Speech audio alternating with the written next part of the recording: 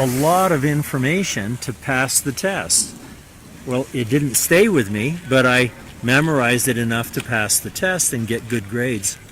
So when you picked up sports with your friends, and then in high school PE, and then any other sports you played, you weren't a natural athlete in the basketballs, the soccers? I was the worst, the absolute worst. When we were training for the U.S. ski team, you know how you have a group and you pick two teams and two captains. You're the last pick. I was always the last one to be picked. But even worse than that, when they got to me, they would say, all right, you take kid. And they would say, oh no, we had him last time. You have to have him this time. Because I didn't care about who won the basketball game or the soccer game or the volleyball game. All I wanted to do was be the best skier in the world. So would you call yourself a ski athlete, or what's your top thing? Is it the analysis or the learning curve? What would you say about your athleticism? How would you classify yourself compared to other athletes? I wouldn't classify it in a word or two, but my dad introduced me to skiing. He was a scratch golfer, and I love everything about golf except hitting the ball into the trees. And I like adrenaline. And so golf was something that I was going to learn later on. I caddied to make money, but I just didn't get excited about golf or fly fishing or whatever. I liked motorcycles and Porsches, and I liked adrenaline. But I absolutely loved skiing. I grew up in Burlington, Vermont, and my dad started me on the golf course when I was 5. And when I was, I don't know, maybe 8 or 10 or so, I made a little ski rack for my bicycle, and then I wrapped rope around the wheels so that I could ride it through the snow, like tire chains. And I would ride, there was a ski area, not a ski area, but a slope that had a ski jump for the University of Vermont in Burlington, about a mile from the house. And I would ride up there after school, and I would climb up and down, no lift, and pack it down and make jumps, and then cut the trees, the little saplings, to make slalom poles, and go off the jump, and I'd be up there, and then I'd realize, oh, it's dark. Oh, it's been dark for about an hour, and I didn't notice because I just loved every bit of it. Yeah. Absolutely loved it. Yeah. Fantastic. And then my dad moved the family to. I started racing when I was 12, and within a couple races I was pretty good. So my dad moved the family to Stowe, so that I would have a chance to pursue my dreams of. What a guy, huh? Oh yeah. But he loved skiing, and my mom went along with it, which was amazing. She didn't ski. Parents moving for a sport, and at that time of history, it sounds like a very rare situation. I think it was. It was like 1957, and you know, it wasn't like the rewards were so great in sport. So you send your kids to gymnastics camp or swimming camp, or you know, move the family to Steamboat because it produces all these Olympians. But it was, you know, I was just so lucky because the whole town was so supportive of skiing and ski racing. There had been Olympians that had come out of Stowe, and this is far more information than you want or need, but my high school ski coach in Stowe, Vermont, didn't ski, but he could drive the car and make the the transportation plans. He got you to where you needed to go.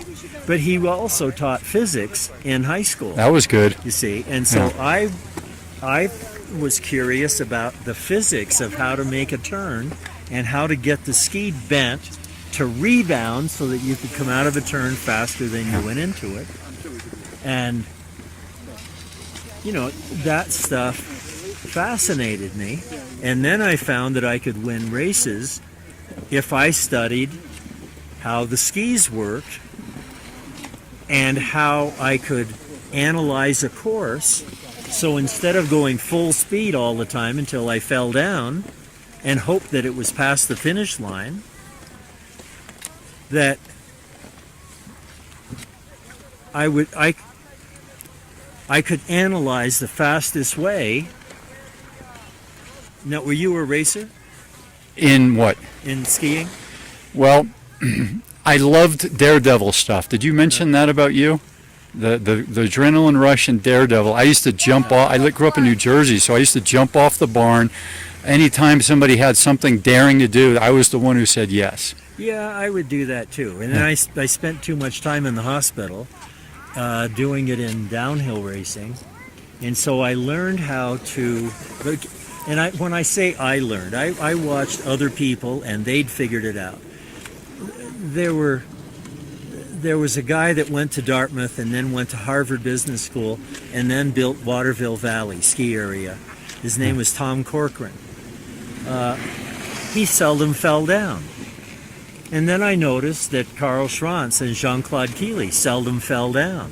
So what did they do where they could win races but not fall down? Well, if you're a ski racer, you don't win the ski race because you're the fastest through the most difficult part of the course. That's where you lose the race. You're fastest if you use full concentration on the flats right here. Because the other racers, they're thinking, I made it all the way down through the difficult part. Now I can rest. Keely was always the fastest in the last 3 or 4 gates because they're always on the flat. You lose the race in the last 3 or 4 gates when you're thinking about what you're going to say in the finish line interview or where you're going to put your trophy. So Keely would instead concentrate on those last 3 or 4 gates. And you can make 2 or 3 tenths of a second right in the last few gates if you treat them like the most important part of the course. So in other words, these are decisions that you make. Linas, Oh, hey, Billy. how are you guys doing? Good. Hey, how are the future Olympians doing? They're doing fabulous. Excellent. We were just talking about tomorrow's big race and making a strategy. Excellent. You know who's the best at strategy? Linas Vaitkus. Because when he was in the Olympics racing downhill, he was the best one at figuring out the race course and figuring out how to win. Owen, are you related to Ted Ligety? He stands just like that. That is great to see you standing there just like Linas and Ted Ligety. And how are you guys doing? Alex and Fiona are skiing great today. They're Good. starting to make some big improvements to pole planning, disciplining their upper body, keeping their Excellent. hands out. Excellent. Fiona is from Alaska, and Alex is from London, and Owen is from London also. And Linas is from Lithuania. He grew up here in Steamboat, but his dad was Lithuanian, so he could race in the Olympics for Lithuania. How's that? What is that? That's just south of where you live. Do you have a website, Linus? I don't. How does one get a hold of you? I'm the author of The Aging Athlete, so it's about athletes in different decades of their life and how they pursue wellness and physicality throughout the time here on this planet. Oh, good. That's an interesting topic. Well, I'll give you my business card and you can Yeah. put an email on there. Fantastic. Linas is a builder. He builds some of the fanciest houses in the valley here. and applies that same attention to detail and focus. And Thanks, so Linas. forth that we were just talking about. Yeah, well, it's an interesting subject. I've always tried to pay attention to my fellow guys that I raced in the Olympics with, and what are they doing now? What kind of condition? Here's a big question I have for you. You're recently out of competition. Not recently. I've been out for. I was just telling these guys it was the downhill combined that was yesterday in Korea. I raced in that event 20 years ago. Wow. Oh, you look good. Here's a big question I've asked a good number of people, and I've been interested to hear the response. Is it more important to win the big race or have a well life? Oh boy. Well, I mean, that's a good question. That's a big question. I mean, it's if you're not happy in your life, then then you have problems. You have issues, right? You can win the gold medal and not be happy with your life. You understand the word well? So the mind, body, and spirit wellness, is it more important to have that or to win the big race? I would, if I was going to choose one of those, and it's a tough call, but I would say wellness. Yeah. I really would. Yeah. But I think it makes a difference on whether you win the big race.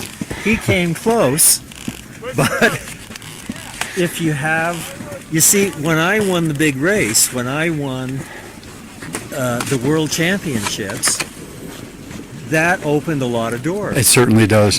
The silver medal opened a lot of doors. Yeah. And so I became aware of those doors that could open, because when I grew up in Stowe, Vermont, two of my heroes, one of them was Buddy Warner from Steamboat, who beat everybody in the world. Another was a girl named Andrea Meade Lawrence. In the 52 Olympics, she won 2 gold medals. She won her second gold medal, even though she came down the race course, fell down, climbed back up, went through the gate, and still beat everybody in the world. I noticed she was the fiercest competitor I'd ever seen, and she was a girl. But it opened up doors when she was on the cover of Time magazine. And so the thing is that, of course, I want to live the rest of my life doing what I love best, and here I am doing it. So is he. We're both so lucky. We live in Steamboat. We go skiing every day. We get to ski with future Olympians like this. We are so lucky. But Mark Spitz, when he won 8 gold medals, I don't think he went out and went swimming every day back and forth for the fun of it. He was interested in the competition part of it. But we've grown up in an environment, life doesn't get much better than living in Steamboat Springs, Colorado, skiing in all over the world. And when you finish your skiing in New Zealand and Australia, like we have, you do your apres-skiing in Fiji, Tahiti, and Bora Bora.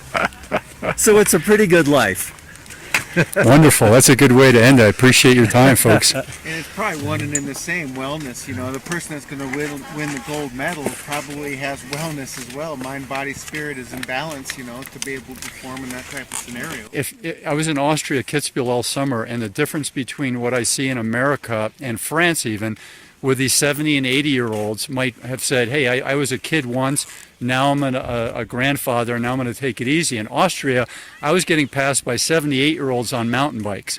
Wow. So it was very different for me to reflect on their attitude towards wellness and going for it, like chopping down. They have wood piles as long as this building right here, all organized, all perfectly flat and level, and they take things to a different level than many countries I've been to. Right. Now you see, you guys, after you get your gold medals, are you just going to go sit on the couch and say, oh, I'm tired, I think I'll sit here the rest of my life watching television? Would you rather be out doing things? You like movement? You like running around? She lives in Alaska, so she's out doing things all the time. Fishing? Very good, folks. Yeah. Big aloha. I don't think we have to meet. I think I got all the good info All right, I told today. you everything I know, so.